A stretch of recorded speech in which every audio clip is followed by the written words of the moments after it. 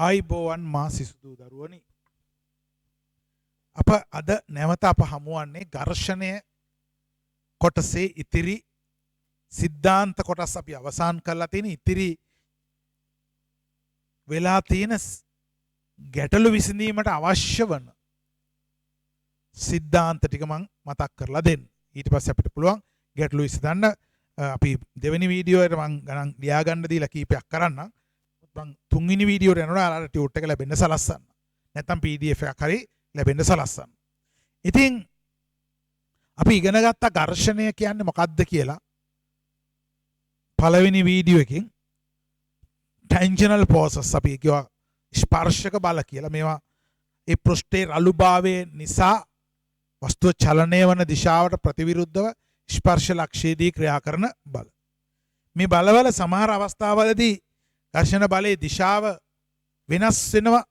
ඒ නිසා අපි ඒකට ඝර්ෂණ බලයේදී ඒ ඝර්ෂණ බලයේ දිශාව වෙනස් වෙන නිසා ක්ෂණික වෙනස් වීම වලට භාජනය වෙන අවස්ථා තියෙනවා. ඒ නිසා අපි ඒ ඝර්ෂණ බලයේ ක්‍රියා කරන අවස්ථාව නිසා මාපාංකයක් යොදා ගන්නවා සූත්‍රවලදී. ඉතින් එතකොට අද මම පළවෙනි වීඩියෝ එක නැවත ඔයාලා නරඹන්න. නරඹුවෙන් පස්සේ පුළුවන් අපිට මොනවද ඝර්ෂණයේ මූලික කරුණු. අපි එතකොට ඒකේ සාධනය කර සූත්‍ර තමයි mu සමානයි f බෙදීම r නැත්නම් f සමානයි mu r සීමාකාරී සමතුලිත අවස්ථාව. සමතුලිත අවස්ථාවේ ස්ථිතික සමතුලිත අවස්ථාවේ mu විශාලයි හෝ සමානයි සමාන ලකුණ සීමාකාරී අවස්ථාවේදී ලැබෙන්නේ. mu විශාලයි f බෙදීම r දිශාව අඥාත අවස්ථාවලදී මාපාංක f යොදන. එච්චරයි අපි කරන්නේ. එහෙනම් අපි දැන් ලියා ගන්න සටහනක් හැටියට ඝර්ෂණයට අදාළ ගැටලු විසඳීමේදී අප අනුගමනය කළ යුතු පියවර. ඝර්ෂණයට අදාළ ගැටලු විසඳීමේදී අප අනුගමනය කළ යුතු පියවර. ඝර්ෂණයට අදාළ ගැටලු විසඳීමේදී අප අනුගමනය කළ යුතු පියවර. අනුගමනය කළ යුතු පියවර. 1.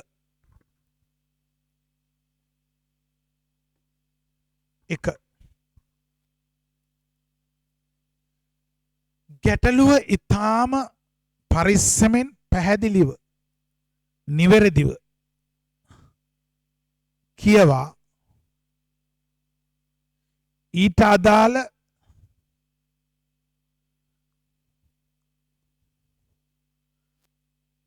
කටුසටහනක් මනසේ ඇඳ ගැනීම. දෙවෙනි පියවර. ගැටලුව අපට මනාව පැහැදිලි වූ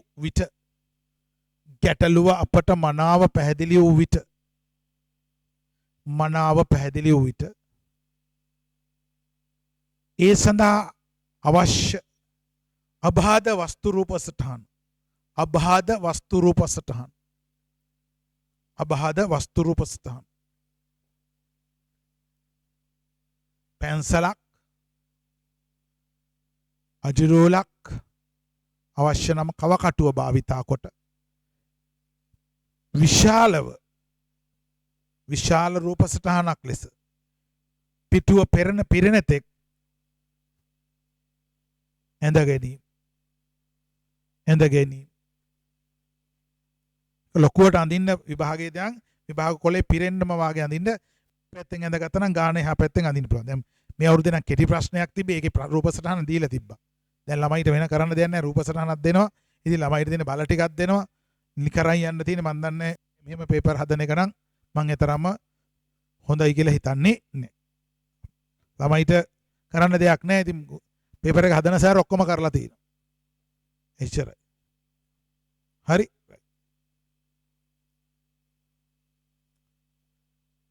ඉතින් අපිටත් උගන්වන්න වෙන්නේ අද ඉදිරියට ඒ විදිහට තමයි. රයිට්. තුන්වෙනි පියවර. රූප සටහන තුල බල ලකුණු කිරීමේදී ඝර්ෂණ බල රූප සටහන තුල බල ලකුණු කිරීමේදී ඝර්ෂණ බල නිවැරදිව චලිත වීමට උත්සාහ කරන දිශාවට ප්‍රතිවිරුද්ධව චලිත වීමට උත්සාහ කරන දිශාවට ප්‍රතිවිරුද්ධව ලකුණු කළ යුතුය. ඒවා ස්පර්ශයන් ලක්ෂවලදී පමණක් යෙදීම මැනවි.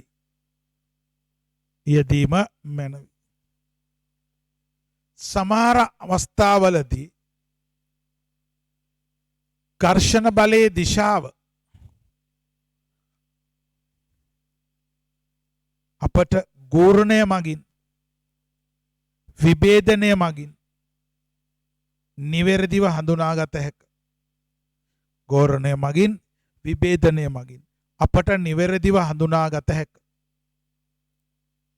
අපට නිවැරදිව හඳුනාගත හැක. අපට නිවැරදිව හඳුනාගත හැක. අපට නිවැරදිව හඳුනාගත හැක. තුන්වෙනි පියවර.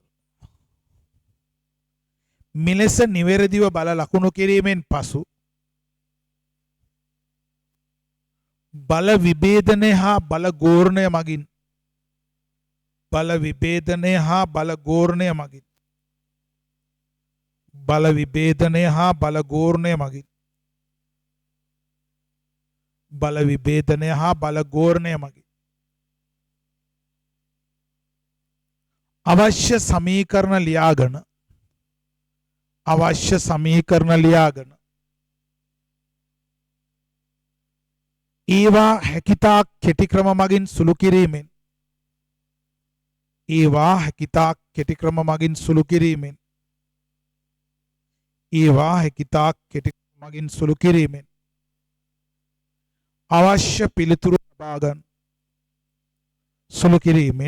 අවශ්‍ය පිළිතුරු ලබා ගන්න.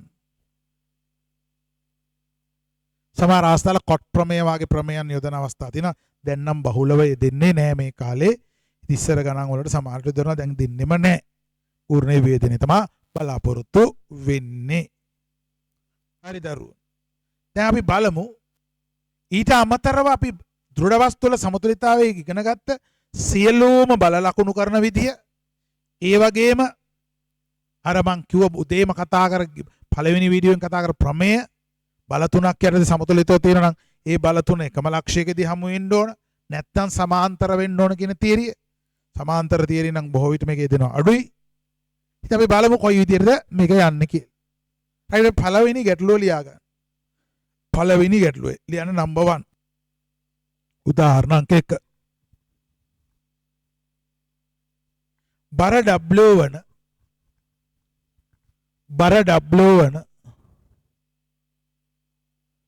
දණ්ඩක පහළ කෙලවර ඒකාකාර දණ්ඩක. බර W වන ඒකාකාර දණ්ඩක පහළ කෙලවර. ඒකාකාර දණ්ඩක පහළ කෙලවර. රළු තිරස් බිමක් මත තබා ඉහළ කෙලවර රළු සිරස් බිත්තියකට හේතු කර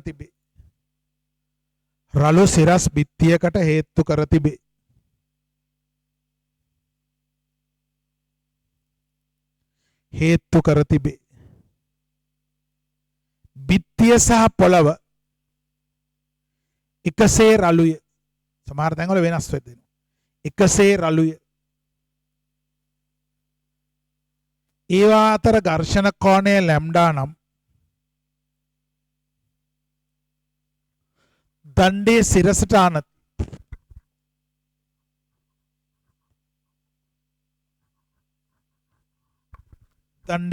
ආනතිය 2 ලැම්ඩා බව පෙන්වනවා. ඝර්ෂණ කෝණයෙන් තියෙන්නේ මෙයා සීමාකාරී සමතුලිතතාවයේ තමයි තියෙන්නේ.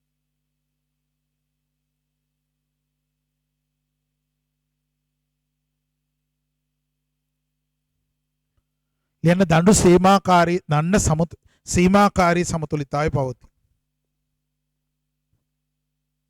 බලමු දැන් අපි ගැටලුව හදාගන්න කොයි විදිහටද කියලා. මෙන්න බිත්තියක් තියෙනවා.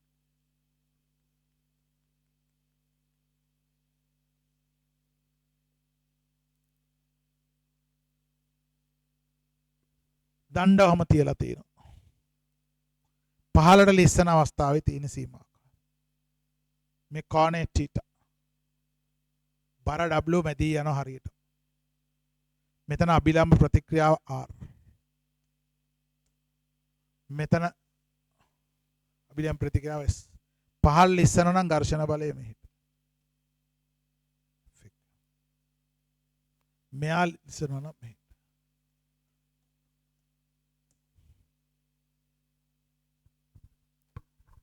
නොය ලෙස ලැබේ.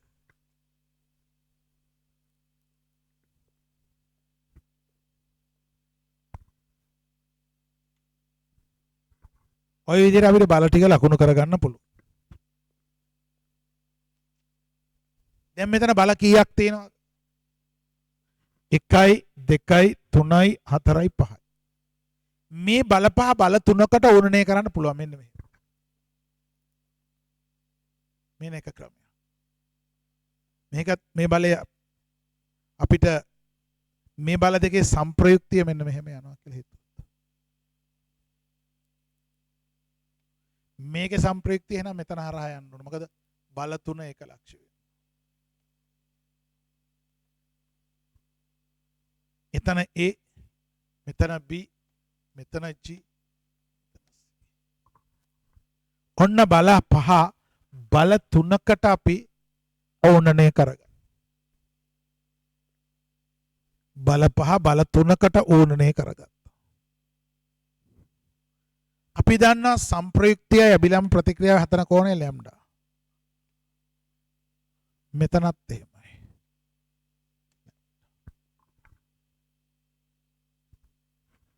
එහෙනම් මෙතන කෝණය 90 ඍණ ලැම්ඩා. මේ කෝණය ඒකාන්තර කෝණ ලැම්ඩා. 90 ඍණ ලැම්ඩා මේක නම් එහෙනම් මෙතන අංශක 90යි අනිවාර්යයෙන්. එහෙනම් ACB කෝණය අංශ 90ක්. මම කෙටිම ක්‍රමයෙන් මේක කියලා දෙන්න. එහෙනම් මෙතන 90 නම් මේ දුරයි සමානයි. AG සමානයි GB.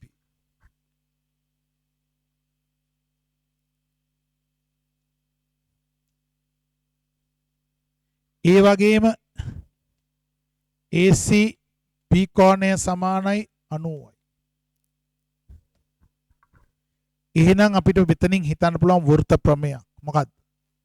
මෙන්න මෙයා මේ දුරයි සමාන නම් මෙයා කේන්ද්‍රය වන වෘත්තයක පරිධිය මත ලක්ෂයක් ලැබෙන්නේ කොහමද?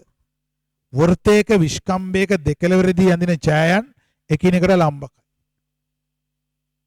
වෘත්තයක විස්කම්භයේ දෙකළවරදී ඇඳින ඡායයන් එකිනෙකට ලම්බකයි ඒ තීරය. එහෙනම් මේක කේන්ද්‍රය නම් එහෙනම් AG සහ GC ගැන කතා කරොත් ඒ දෙන්නත් සමාන වෙනවා. ඇයි අරය වෙන්නේ. එහෙනම් අපිට එතනින් කියන්න පුළුවන් AG සමානයි GB සමානයි GC. AG GCට සමාන නම් මෙන්න මේ කෝණ දෙක සමාන වෙනවා. එහෙනම් මේක ලැම්ඩා නම් එතන මේක ලැම්ඩා. එහෙනම් අනිවාර්යයෙන් මේකත් මොකද්ද? එතනින් අපිට ලියන්න පුළුවන් ACG කෝණය සමානයි CAG කෝණය සමානයි ලැම්ඩා. එහෙනම් දැන් මේ මුළු කෝණය කොච්චරක්ද? මෙතනත් ලැම්ඩා නම් මේ ලැම්ඩායි දෙකයි ලැම්ඩා. එහෙනම් ඒකාන්තර කෝණ වලින් θ සමානයි කොච්චරද? දෙකයි ලැම්ඩා.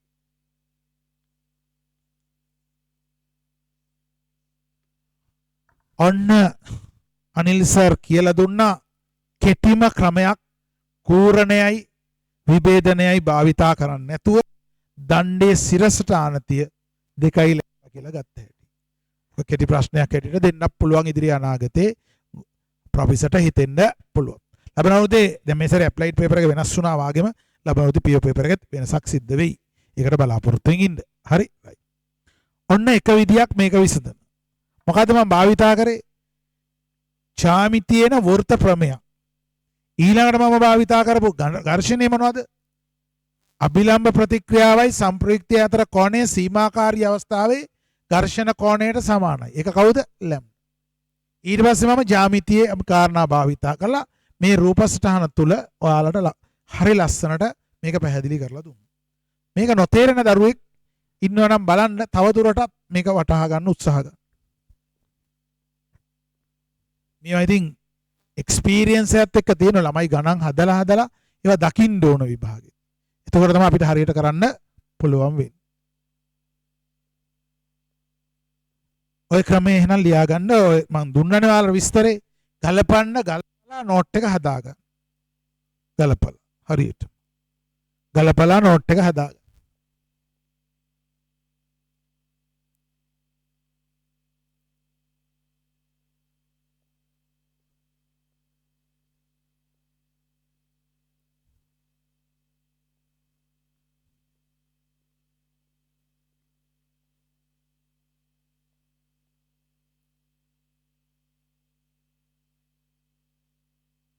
රයිට්.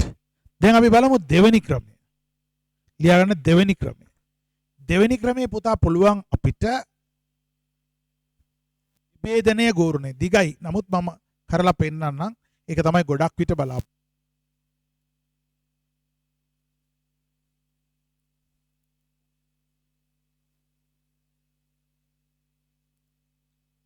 එතකොට මම මෙන්න මේ සමීකරණ දෙක මුලින්ම ලියනවා. සීමාකාරී අවස්ථාව නිසා F එක සමානයි μr. A ලක්ෂයේ සමතුලිතතාවයට. එක. B ලක්ෂයේ සමතුලිතතාවයට. ඔන්න ඔය සමීකරණ දෙක ලියනවා. A ලක්ෂයේ සීමාකාරී සමතුලිතතාවයට B ලක්ෂයේ සීමාකාරී සමතුලිතතාවය. ලිස්සන්න ආසන්න අවස්ථාව. ඊළඟට මම θ හොයා ගන්න ඕන තව සමීකරණ තුනක් ලියනවා. එකක් තමයි විභේදනයේ සිරස්ව, විභේදනයේ තිරස්ව, ඒ වටා ගෝරුණය. සමීකරණ තුනයි. ලියන්න දණ්ඩේ සමතුලිතතාවයට තිරස්ව විභේද. F එක තියෙනවා. F එක වෙනුවට දාන්න පුළුවන් μr කියලා. μr. මේ පැත්තට තියෙන බලය තියෙන S. එච්චරයි තියෙන්නේ. වෙන කිසිම තිරස් බලයක්.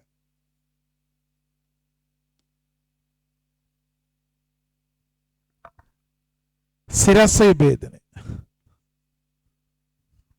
සිරස්ස විභේද. හරි. ඊළඟට අපිට එනවා සිරස්ස විභේදනය කරත් F2 උඩට තියෙනවා. μs ධන R පල්ලෙහාට W.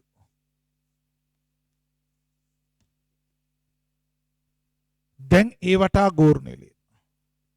දිශාව දාන්න සමතුලිතතාවය ගැන ලියන්න. මම දාන්නේ වාමාවර්ත. වාමාවර්ත දැම්මම ගෝරුණේ තමයි ගොඩක් ළමයිට බැරි. මෙන්න මේ කැරගෙන පස්ස පැත්ත හොයන මේ මාර්ගෙම. W. එයාට ලම්බ දුර මෙන්න මේ දුර. බලය අපිට ඕන විදිහට ප්‍රතිස්ථාපනය කරන්න පුළුවන්. ප්‍රතිස්ථාපන මූලධර්මයට අනුව. සම්ප්‍රේෂතා මූලධර්මයට අනුව බලය ගේන්න පුළුවන්. අපි ලක්ෂය අරන් යන්න එපා. එහෙනම් W ට දුර එන්නේ දණ්ඩේ දිග 2a කියලා ගන්න. A sin theta. A sin theta. මේ දුර theta නේ. මේ කෝණය theta නේ. A sin. ඊළඟට තියෙන අනිත් පැත්තට S. එයාට දුර මෙන්න මේ දුර. මෙතන ඉඳන් මේ දුර වාගේම තමයි මේ දුරට සමාන.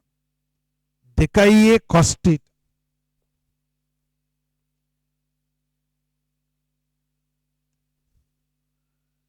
අනිත් එකත් F2 කියන්නේ μs. එයාට දුර මේ දුර. බලේ මේ පල්ලෙහාට ගත්තොත් මේ දෙකයි sin t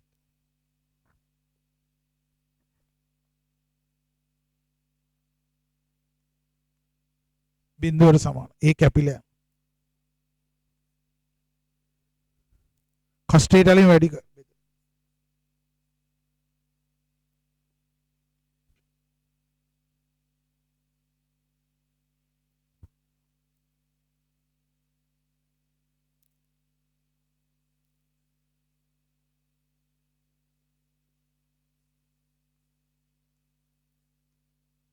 ඔන්නෝක ලැබෙන. ඔතනින් S හොයාගෙන ඔය විදිහකට අතනින් S හොයාගමු. ඒ දෙන්න සමාන කරමු. මෙන්න මෙතන.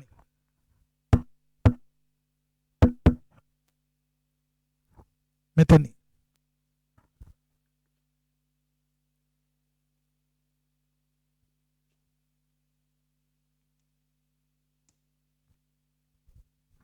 ඔතනින් අපිට එන S සමානයි mu w බෙදීම mu වර්ගය දන එක. තවත් අපිට අපි බලමු කොයි විදිහටද කියලා.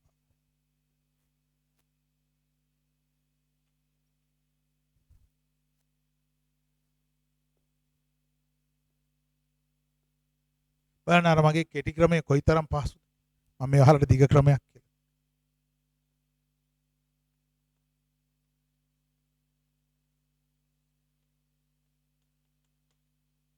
දෙකක් ඉන්නේ මෙතන දෙකක් එළියට ගත්ත නිසා.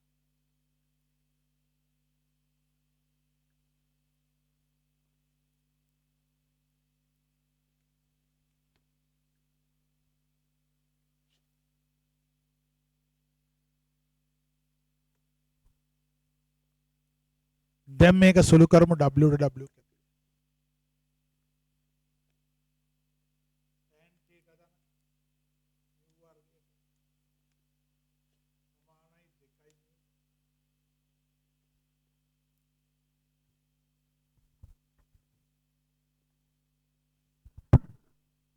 tan theta එළියට ගත්තොත්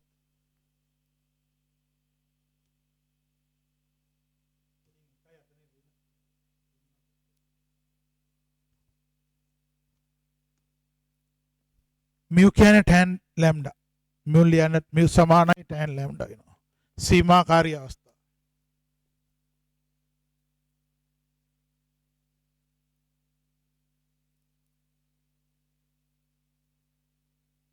මේ කියන්නේ tan 2යි lambda. අපි දිත්වකාන සරසාමයේදී මේක ඉගෙන ගත්තා.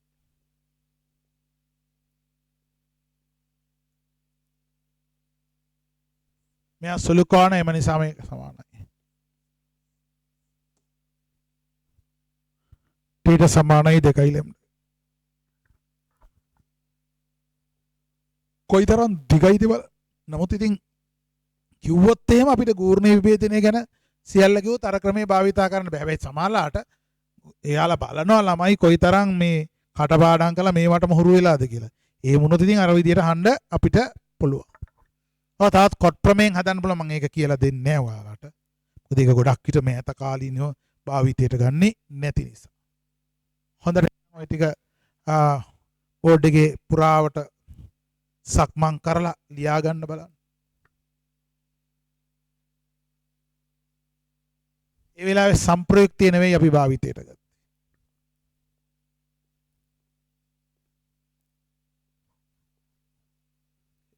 ලියා ගන්න විනාඩි 2-3ක් දෙන්න. තමන් ඉතින් මේ බෝඩ් එකේ හැමතැනම තියෙනවා පොතේ නිවැරදි තැනට ගන්න ඕනේ. ඒක තමයි ඉගෙන ගන්නවා කියන්නේ. ඒක තමයි ඉගෙන ගන්නවා කියන්නේ. මම දන්නේ මම කැම්පස් එකේදී ගොඩක් විට මේ මෙතඩ් එක භාවිතා කරා. මට ඉතින් ඒ හින්දා විශ්වවිද්‍යාලේ වැඩ කටයුතු ටික තාම හොඳින් කරගන්න හම්බුණා. අපි A level කාලේ නම් අපි ඇත්තට වැඩ කරේ නෑ.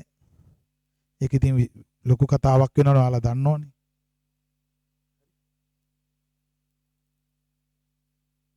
රයිට්. හොඳට ඔය ගැටලුව විසඳන්න. මම ගැටලුව කෙටි ක්‍රමයකින් විසඳලා අපි ගෝර්ණ විභේදනය වලින් විසඳුවා. ඒක බලන්න.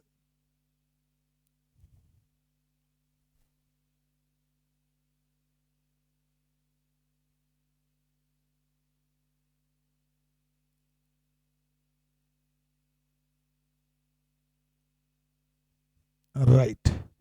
අපි එහෙනම් දෙවෙනි ගැටලුවට යමු ඈ. ලියා ගන්න. මම දැන් මේ ටික මකලා දානවා ඈ. තව චූටි වෙලාවක් දෙන්නම්.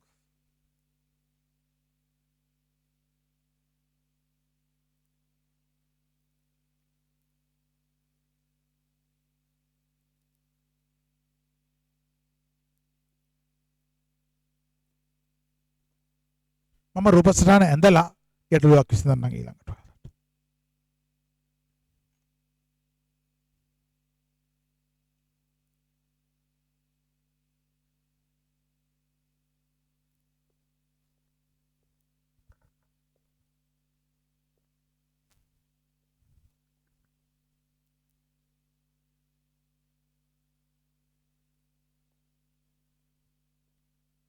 රයිට්.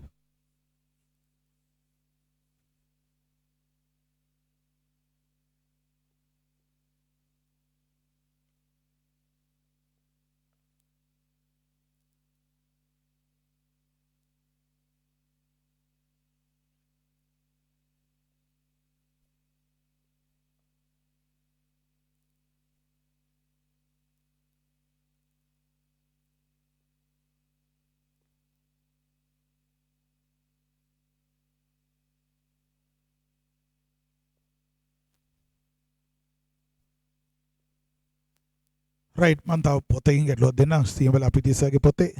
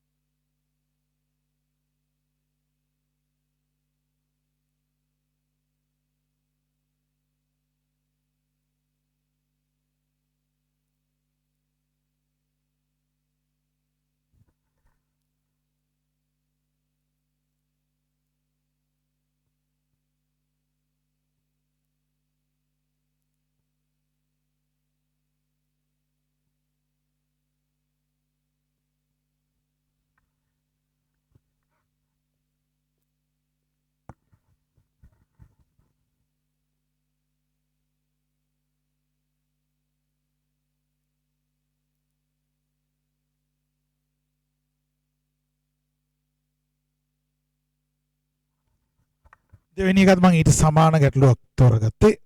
ලියා ගන්න.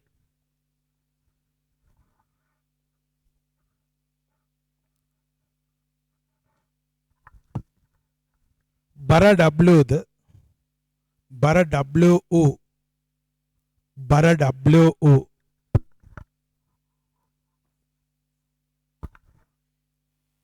දිග දෙකයි වූ ඒකාකාර ඉනිමගක දිග දෙකයි ඒ වූ ඒකාකාර ඉනිමගක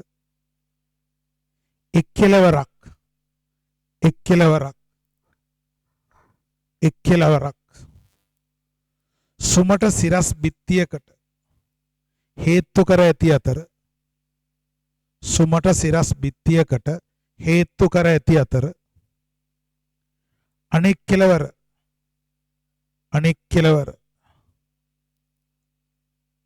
ඝර්ෂණ කෝණය ලැම්ඩා වූ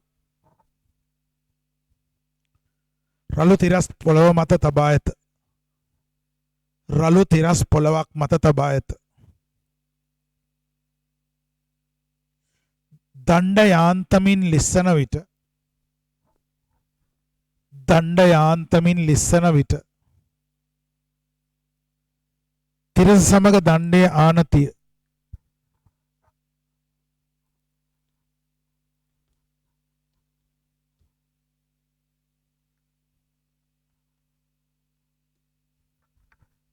ටෑන් ප්‍රතිලෝම භාගයක් කොට් ලැම්ඩා බව පෙන්වන. ඕක බව පෙන්වන. තවද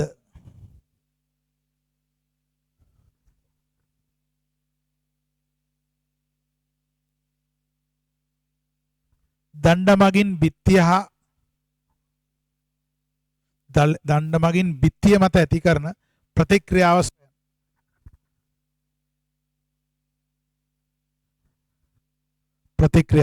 ලේසි ගානක් එච්චර අමාරු. බලමු අපි කොහොමද කරන්නේ.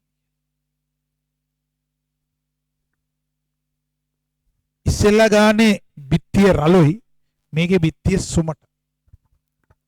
තනයි වෙනස.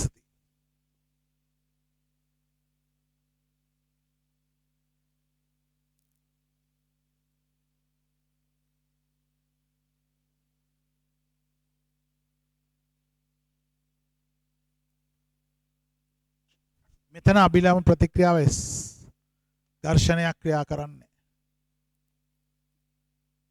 මෙතන පහළට ලිස්සන අවස්ථාව තියෙනවා. R සීමාකාරී අවස්ථාවේ එහෙනම් F සමානයි μ R. එතනින්ම ලියාගත්තා. බර W.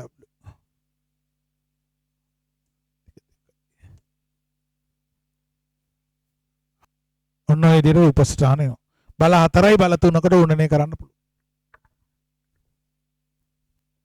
බල 4යි බල 3කට අපිට ඔක උණනේ කරන්න.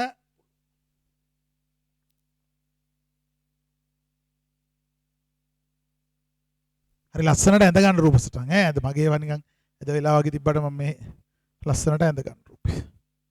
හරි. දැන් ඔකේදී මොකද කරන්නේ අපි? විභේදනයේ ගෝර්ණය විසඳුවත් අපිට පුළුවන් සිරස්වයි ભેදනය කරන්න. චොටි වෙලාවක් දෙන්නම් කරන්න බලන්න. එතන පැත්තකින් ලියා ගන්න mu සමානයි tan lambda කියලා. mu සමානයි tan lambda. උත්සාහ කරන විනාඩි 2ක් දෙන්න.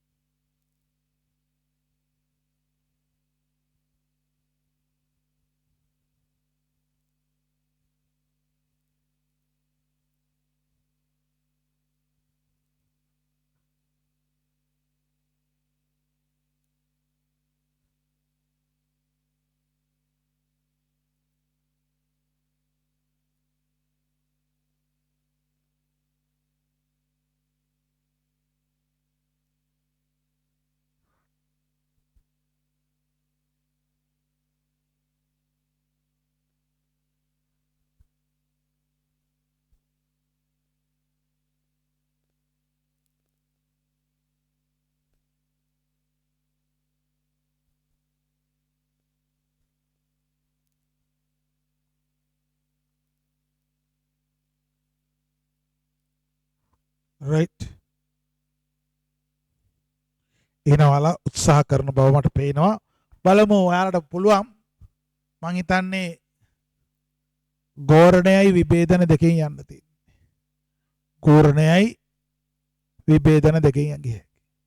තිරස්ස විභේදනය කරත් නම් S සමානයි μ R. S ඍණ μ R සමානයි බිඳුවයි. ඒ කියන්නේ S සමානයි μ R. සිරස්ස විභේදනය කර ගමන් කෙලින් වෙන R සමානයි W කියලා. ඒවට ගෝරණය ලියව ගමන් S වල උත්තරේ එනවා. ටක් ගාලා කරන්න.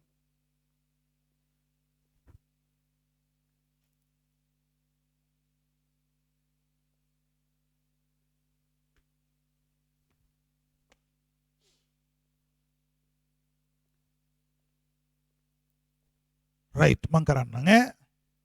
ලියන්න දණ්ඩේ සමතුලිතතාවයට තිරස්ස විභේද.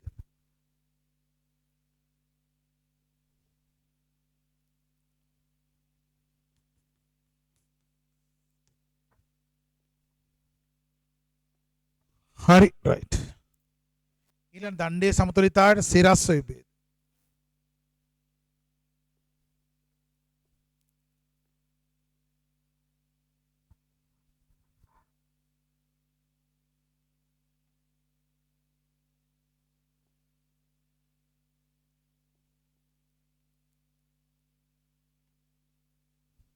දණ්ඩේ සමතුලිතතාවයට ඒ වටා ගෝරුනේ. දිශාව වම දක්ෂිනාව. W වරක් A.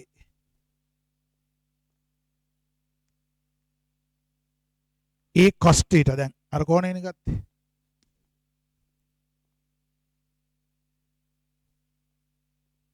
හරි රයිට්.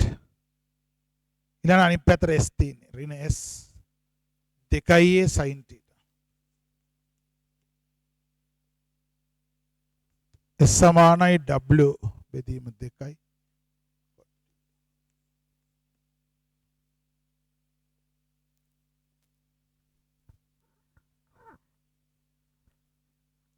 මෙතනින් එන S සමානයි mu w කියලා. ඔය දෙන සමාන.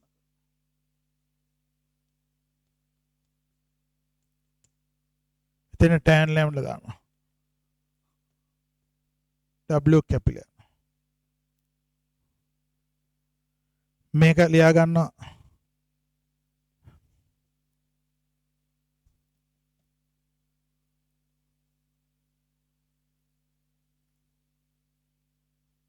මේකෙන් අපිට එන 2 tan θ සමානයි.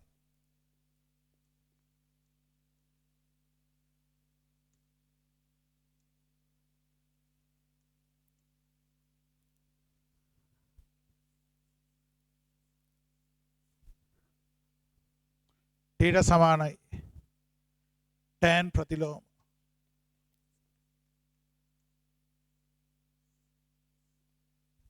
අන්න උත්තරය අපිට ලැබෙයි.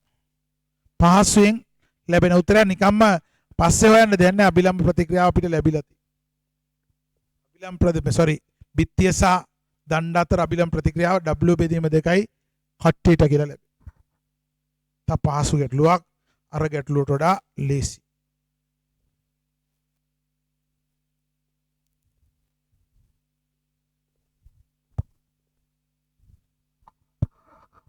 අපි ඊළඟට තුන්වෙනි ගැටලුවට යමු.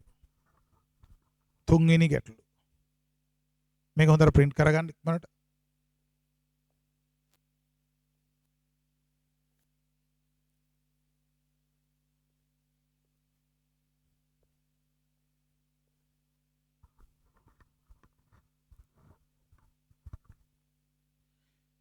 අපි එහෙමනම් මේ ගැටලුව පිළිබඳව තව පොඩ්ඩක් කතා කරමු.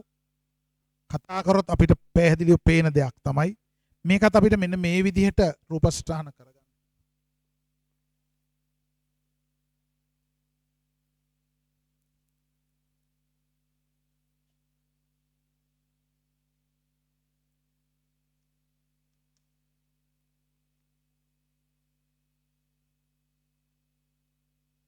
කට් ප්‍රමේය දාපු ගමන් මේකේ උත්තරේ නිකම්ම ලබා ගන්න.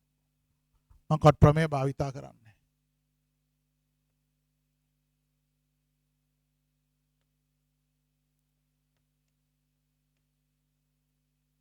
බල 3කට උනනේ කරන්න පුළුවන්. බල 3කට AG සමානයි GB.